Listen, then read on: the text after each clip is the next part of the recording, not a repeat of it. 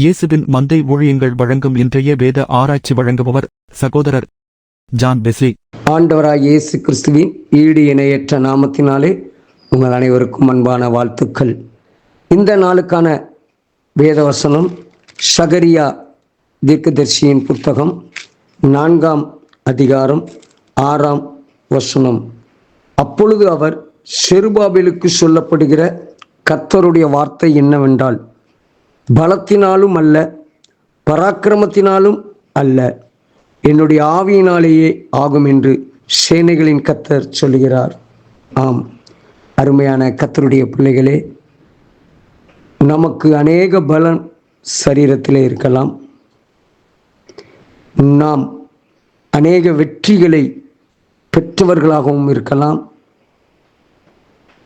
ஆனால் இங்கே கர்த்தர் சொல்லுகிறார், உங்களுடைய பலன் உங்கள் சரீரத்தின்படி அல்ல. சரீர பலத்தினால் ஒன்றும் செய்ய முடியாது. கர்த்தருடைய ஆவி. ஆம், அருமையான கர்த்தருடைய பிள்ளைகளே, நாம் வேதத்திலே தாவீதினுடைய வாழ்க்கையை பார்த்தோம் என்றால், அவன் எல்லாவற்றிலும் தன்னுடைய சுய பலத்தை நாடி நிற்கவில்லை. ஒருவேளை அநேக வெற்றிகளை பெற்றான், பெருமை கொள்ளவில்லை. கர்த்தரால் மாத்திரமே. ஆம், கோலியாத் என்கிற மாபெரும் அரக்கனை அவன் ஜெயிக்கிறதற்கு நிற்கும் போதும் அவன் தன்னுடைய சுயபலத்தால் சாதித்து விடலாம் என்று அவன் ஒருபோதும் எண்ணவில்லை. அவன் தேவனை சார்ந்திருந்தான், கர்த்தரை சார்ந்திருந்தான். அவன் சொல்லுகிறான், நான் என்னுடைய பலத்தினால் நான் இங்கே வரவில்லை, என் தேவனுடைய பலத்தினால். ஆண்டவரை சார்ந்திருந்தான், கர்த்தரை சார்ந்திருந்தான். ஆகவேதான் அவன் சொல்லுகிறான், விருத்த சேதனம் இல்லாத ஜீவனுள்ள தேவனுடைய சேனைகளை நிந்திக்கிறதற்கு விருத்த சேதனம் இல்லாத இந்த பெலிஸ்தன் எம்மாத்திரம் என்று 1 சாமுவேல் 17:26 சொல்லுகிறான். அந்த பலத்தோடு கூட, தேவன் அருளிய பலத்தோடு கூட தான். ஏனென்றால் தன் சுய பலன் என்றால் அவன் வாளோடு ஈட்டியோடு சேனைகளோடு சென்று யுத்தம் செய்திருக்க வேண்டும். அல்ல, தன்னுடைய கையில் இருந்த ஒரு கவனாலும் ஒரு கல்லினாலும் பெலிஸ்தனை மேற்கொண்டு அவனை மடங்கடித்து அவனை கொன்று போட்டான். தாவீதின் கையில் பட்டயம் இல்லாதிருந்தது என்று சொல்லி 1 சாமுவேல் 17:50 சொல்லுகிறது. அருமையான கர்த்தருடைய பிள்ளைகளே, இந்த காலவேளையில் இந்த வார்த்தையை கேட்டுக்கொண்டிருக்கிற அருமையான கர்த்தருடைய பிள்ளைகளே, 1 சாமுவேல் 18:14 வசனம் சொல்கிறது, தாவீது தன் செய்கைகளில் எல்லாம் புத்திமானாய் நடந்தான், கர்த்தர் அவனோடு கூட இருந்தார்.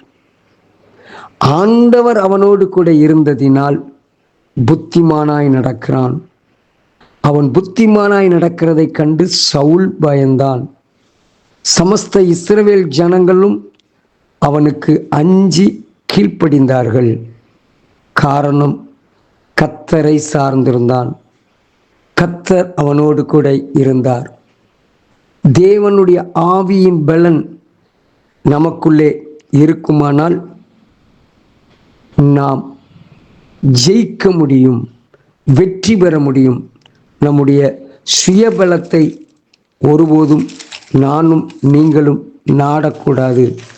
என் ஆவியினாலே ஆகும் என்று கர்த்தர் சொல்லுகிறார்.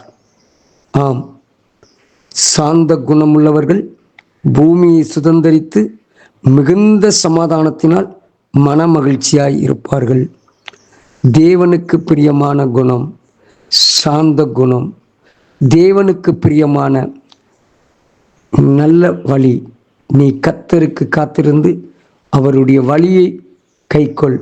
அப்பொழுது பூமியை சுதந்தரித்துக் கொள்வதற்கு அவர் உன்னை உயர்த்துவார் என்று சங்கீதம் 37:34 சொல்லுகிறது.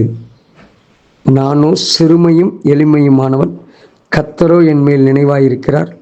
தேவரீர் என் துணையும் என்னை விடுவிக்கிறவருமாயிருக்கிறீர், என் தேவனே தாமதியாதையும் என்று சங்கீதம் 40:17 தாவீது சொல்கிறார். தாவீதினுடைய நம்பிக்கை கர்த்தர்.